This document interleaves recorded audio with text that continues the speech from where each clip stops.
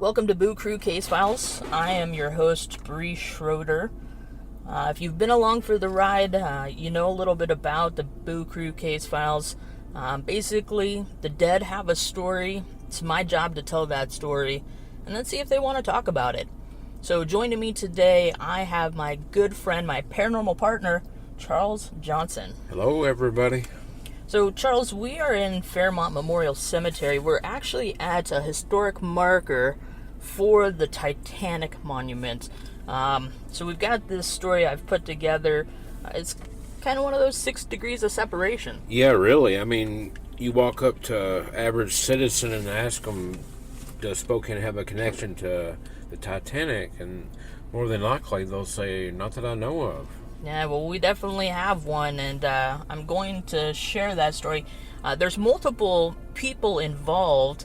I'm focused here on this story on the Rice family, but there is a connection with the other individuals that also lost their life on the Titanic. So this is one man's unimaginable connection to one of those great disasters of the 20th century, the 1912 sinking of the RMS Titanic. The story begins in 1892 from Ireland when William Rice and Margaret Norton were married. The couple immigrated from Ireland to New York, where William found employment with the railroad.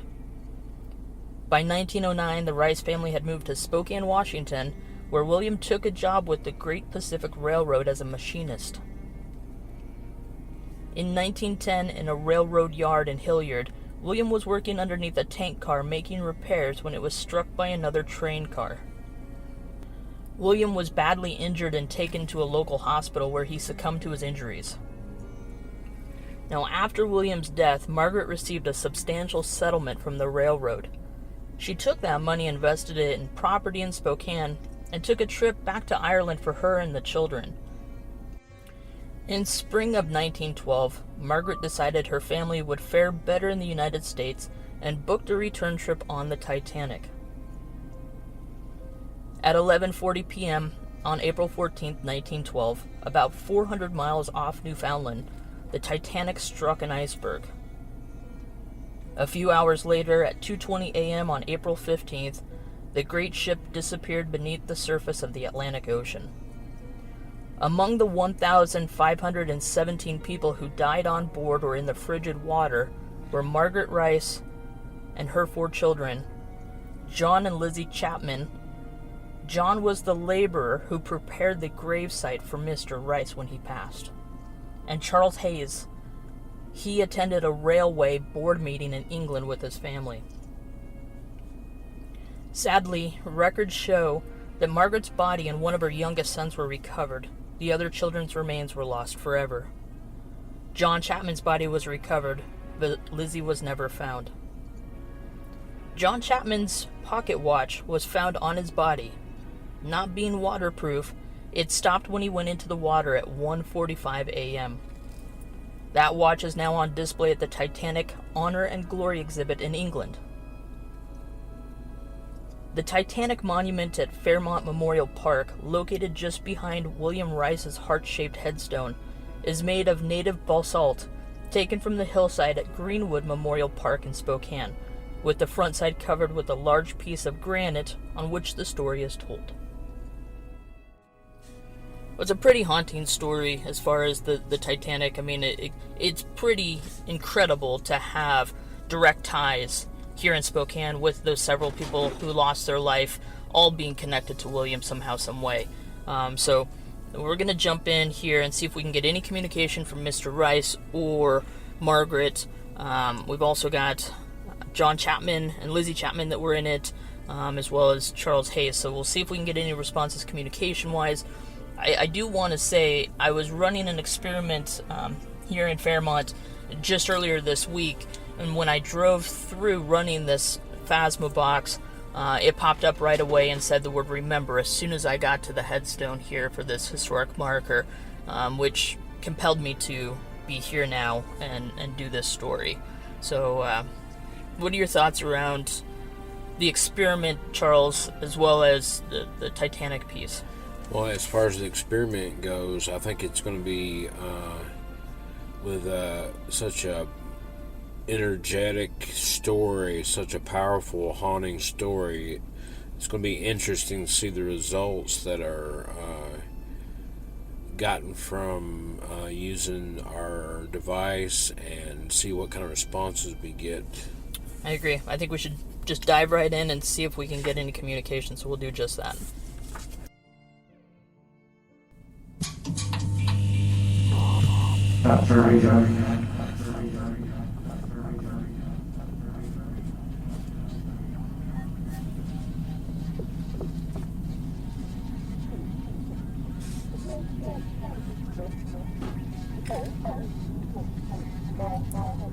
William, do you remember working on the train car in 1910?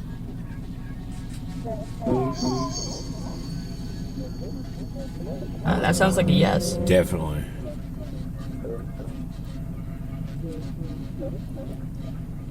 William or Margaret, where were you originally from?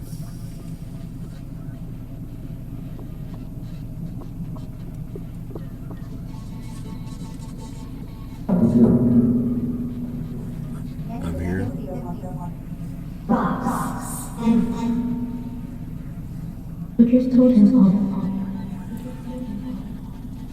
I'm not sure what it said exactly, but that was something for sure. I heard I just told him off. I heard I just told something. Before that, I heard boss. Yeah. What year did you relocate to Spokane?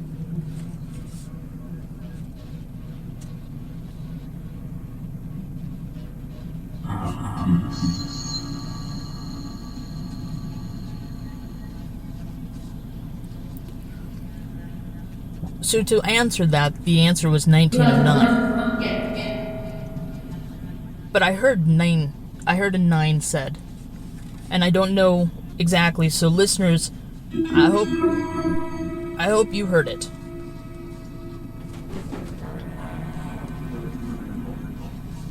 Margaret, how many people were on the Titanic?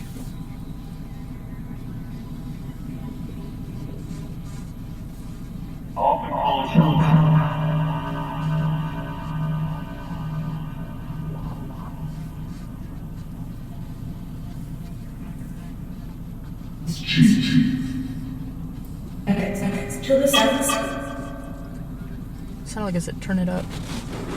Before that, I heard it's cheap or it's chief or... Yeah. What was it like on the Titanic?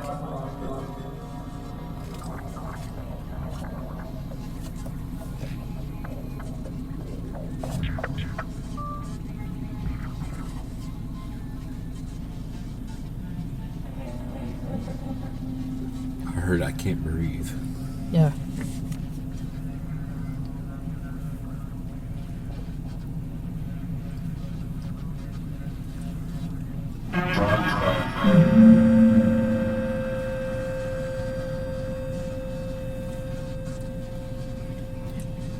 I could be thinking, but it sounded like correlation to the I can't breathe.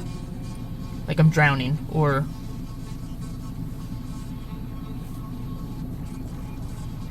Did anyone feel the ship hit the iceberg?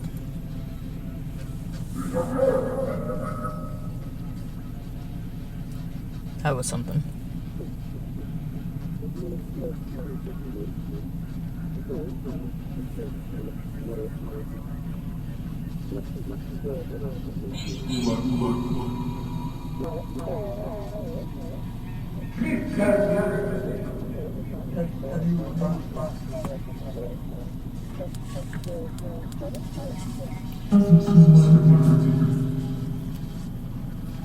John Chapman, are you here or do you stay with your pocket watch in England?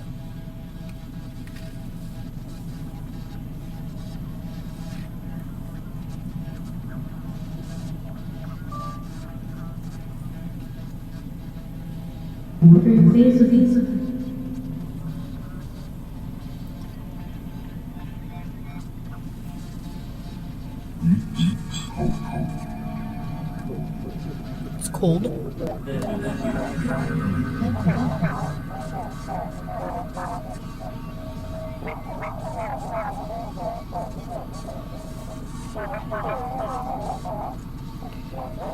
Now, since the Titanic piece did have so many affected individuals, I want to open the floor. Is there anybody from the Titanic that does want to speak with us?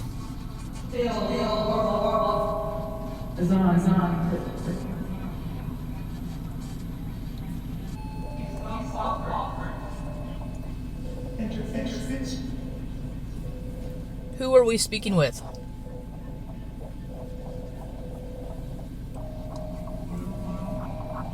I don't know.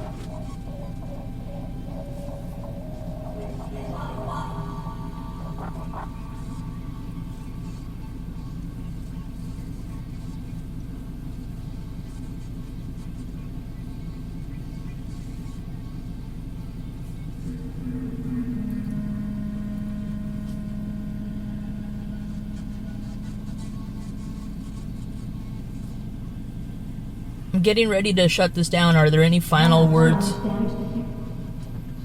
Anything else we'd like to talk about here, the Titanic?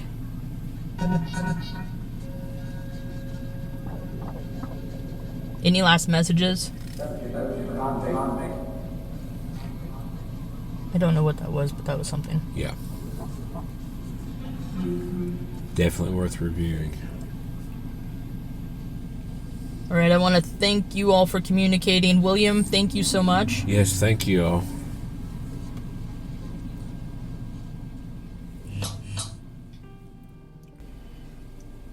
That concludes the Boo Crew case file concerning, or rather involving, one man's connection from Spokane to the Titanic.